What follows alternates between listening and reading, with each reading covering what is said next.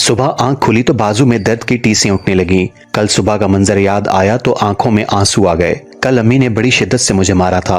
वजह यह थी कि सर दर्द की वजह से मैंने काम पर जाने से इनकार कर दिया था, जिस वजह से अम्मी ने मुझे बहुत मारा पीटा था। मेरे दाएं बाजू में चोट ज्यादा आई थी, जिस वजह से दर्द ज्यादा था। आज भी मेरा काम पर जाने का जी नहीं चाह रहा था, लेकिन मैं आज भी अपनी अम्मी से कल रात की तरह मार नहीं खाना चाहती थी। इसीलिए फौरन उठी और रूखा सूखा नाश्ता करके घर से बाहर काम करने चली गई। दरअसल मैं भीख मांगती थी।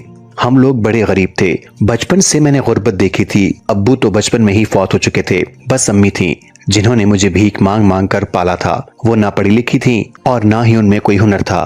घर चलाने के लिए किसी मर्द का सहारा बाकी न रहा था, जिस वजह से अम्मी ने भीख मांगना शुरू कर दी, जिस वजह से उन्हें काफी पैसा मिल जाता था। इन्हें पैसा कमाने का ये तरीका बड़ा कारआमद लगा और वो पैसा हासिल करने के लिए मुस्तकिल तौर पर इसी राह पर निकल पड़ी। बचपन में वो मुझे गोद में लिए लोगों के आगे हाथ फैलाकर मांगा करती थी, जिस वजह से लोग मुझ पर और अम्मी पर तरस खाकर भीख दे दिया करते थे। जूं जूं मैं बड़ी होती गई, अम्मी ने जबरदस्ती मुझे इस काम में शामिल कर लिया। मैं पढ़ना चाहती थी, लेकिन अम्मी ने सिर्फ 5 जमातें पढ़ाई और फिर मुझे भिखारन बना दिया। कल सर दर्द की वजह से मैंने उनके साथ जाने से इनकार कर दिया था, जिसकी वजह से मुझे बड़ी मार पीटी थी। आज चुपचाप अम्मी की मार से बचने के लिए मैं भीख मांगने निकल पड़ी थी। मुझे शुरू से ये काम बड़ा जहर लगता था। अब मेरी उम्र 18 साल हो गई थी और जवान हो जाने के बाद लोगों के आगे हाथ फैलाने में मुझे शर्म आती थी और ऊपर से लोगों की बुरी बुरी निगाहें भी बर्दाश्त करना पड़ती थी। मेरे घर से निकलने के बाद अम्मी भी मेरे पीछे आ गईं। जिस सड़क पर मैं भीख मांग रही थी उसके सामने सड़क पर अम्मी भी अपने काम में लगी हुई थी। इस दौरान अचानक एक औरत अम्मी के पास आ गई और उनसे बातें करने लगी। मैं दूर से अम्मी और इस औरत को बातें करता हुआ देख रही थी।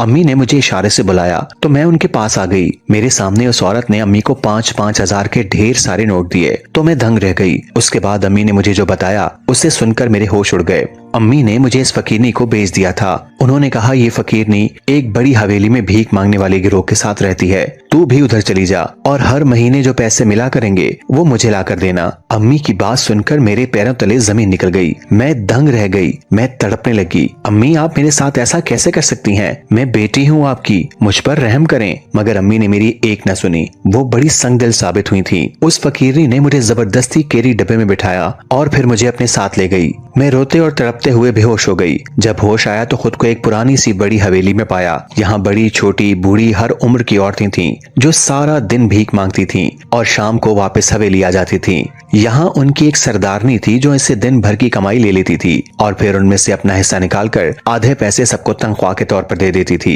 जो फकीरनी मुझे मेरी माँ से खरीद कर यहाँ लाई थी वो सरदारनी की बहन थी। मैं यहाँ आकर बहुत चीखी चिल्लाई कि मुझे घर जाना है, मुझे भीख नहीं मांगनी, मगर किसी ने मेरी पुकार न सुनी। जो फकीरनी मुझे मेरी माँ से खरीद कर लाई थी उसका नाम नुज़त था। उसने मुझसे कहा कि किस माँ के पास जाना चाहती हो तुम वापस? उस माँ के पास जो पैसों की लालच में तुम्हें मुझे बेचने को तैयार हो गई। ये सुनकर मुझे सांप सूंघ गया और मेरी बोलती बंद हो गई। वो बिल्कुल ठीक कह रही थी। मेरी माँ ने मेरे साथ कभी अच्छा सलूक नहीं किया था। अब भी उन्होंने मुझे पैसों की लालच के एवज बेच डाला था। मुझे यहाँ रहते हुए काफी दिन हो गए थे। मैं हैरान थी। यहाँ की सरदारनी और वो औरत नुज़त मुझसे भीख नहीं मंगवाती थी, बल्कि उल्टा मेरा बहुत ख्याल रखती थी, मुझे वक्त पर खाना देती थी, प्यार करती थी। मैं हैरान थी आखिर ये सब मुझ पर इतनी मेहरबान क्यों हैं? मेरी उम्र की बाकी हवेली की लड़कियां तो भीख मांगती थीं और उनके साथ वैसा सलूक नहीं किया जाता था जितना शानदार मेरे साथ हो रहा था। अक्सर मुझे घबराहट सी होने लगती थी। डर लगता था दाल में यकीनन कुछ काला है। इन सब की तवज्जो और प्यार हासिल करने के बावजूद मैं रोजाना मंसूबे बनाती थी कि किस तरह इस हवेली से निकलकर अपने घर वापस जा सकूं। मुझे यहाँ आए हुए 6 माह हो चुके थे और मैं बड़ी अजियत में थी।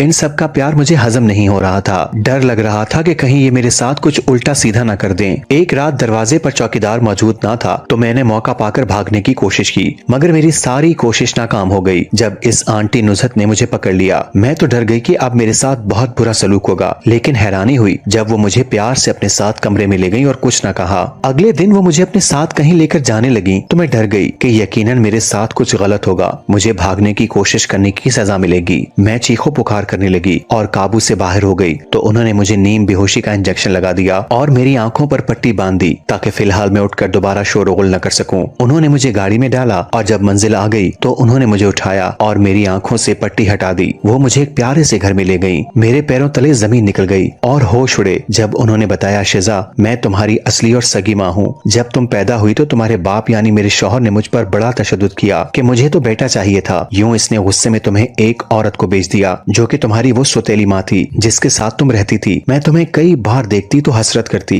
कि तुम्हें प्यार करूं, अपने साथ ले आऊं, लेकिन ऐसा मुमकिन न हुआ। शौहर मुझसे जबरदस्ती भीख मंगवाता था। हम लोग भी गरीब थे। शौहर की मौजूदगी में मैं कुछ भी अपनी मर्जी से नहीं कर सकती थी। 2 महीने पहले उसकी वफात हो गई है, इसलिए अब मैं उससे डरे बगैर कुछ भी कर सकती हूँ। मैं इसकी वजह से भीख मांगती थी और हवेली में सबसे भीख मंगवाती थी। अब मैंने बुरे कामों से तौबा कर ली है और तुम्हारी उस सौतेली माँ को मैंने पैसे दिए थे ताकि वो तुम्हें मुझे दे दे। अगर उसे सच बता देती तो कभी भी तुम्हें मुझे न देती, क्योंकि तुम उसके लिए पैसे लाने का जरिया थी। इसीलिए मैंने उसे ढेर सारे पैसे दिए ताकि मैं अपनी बेटी उससे वापस ले सकूं। मेरी सगी माँ नुज़हत आंखों में आंसू लिए मेरी तरफ देख रही थी। मैं भी रोते हुए उनके गले से लग गई। अब मुझे समझ आ गया था कि मैं अपनी असली माँ के साथ रहना चाहती थी, इसीलिए अपनी सौतेली माँ को छोड़ दिया था। सगी माँ ने वो हवेली बंद कर दी थी और सब लड़कियों को उनके घर छोड़ दिया था। अब वो सिर्फ मेरे साथ अपनी जिंदगी गुजारना चाहती थी। यूं मैं, अम्मी और खाला एक साथ रहने लगे और मैं भीख मांगना छोड़कर अपनी पढ़ाई दोबारा शुरू कर चुकी थी। अगर आप मेरी जगह होते तो कौन सी माँ के पास जाते,